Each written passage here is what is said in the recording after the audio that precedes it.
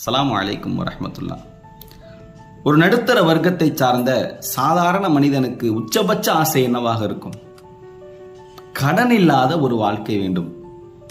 தான் வாங்குகிற சம்பளம் அப்படியே கடனுக்கு செல்லுகிறதே என்ற ஒரு கவலை இயக்கம் இன்று நிறைய நபர்களுக்கு இருக்கிறது. அது இன்ட்ரெஸ்ட், இஎம்ஐ, டியூ என்ற பல பெயர்களில் அது நீண்டு கொண்டு செல்கிறது. இவர்கள் எல்லாம் என்ன காரணம் சொல்லுகிறார்கள் என்றால், எங்களுக்கு வேற வழி இல்லை, ஏன் இது ஹராம் தான், இருந்தாலும் வேற வழி இல்லை, எங்க சூழல் அப்படி இருக்கிறது என்று சொல்லுவார்கள். கடன் நீங்குவதற்கு நிறைய துவாக்கள் இருக்கிறது.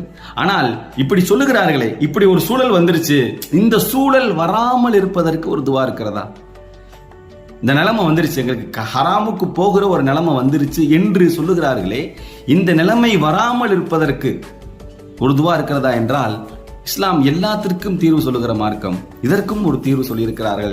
நாயகம் ஸல்லல்லாஹு அலைஹி வஸல்லம் அவர்கள் அலி ரலியல்லாஹு தஆலா அன்ஹு அவர்கள் அறிவிக்கிறார்கள், அல்லாஹும்ம ஃபினி பிஹலாலிக, யா அல்லாஹ் உன்னுடைய ஹலாலை கொண்டு எனக்கு போதுமாக்குவாயாக, அன் ஹராமிக்க, உன் ஹராமின் பக்கம் செல்லாமல், ஹராமுக்கு நான் போகக்கூடாது, உன் ஹலாலை கொண்டு நீ எதை எனக்கு ஹலாலாக வழங்கினாயோ அதை கொண்டே நான் போதுமாக்கி கொள்ள வேண்டும், அந்த அளவுக்கு எனக்கு பரக்கத்து செய்யி, வகனினி பி ஃபதலிக அம்மன் சிவாக், உன் அல்லாத வேறு யாரிடத்திலும் தேவை ஆகாத அளவுக்கு எனக்கு நீ உன்னுடைய அருளை கொண்டு பரக்கத்து செய்.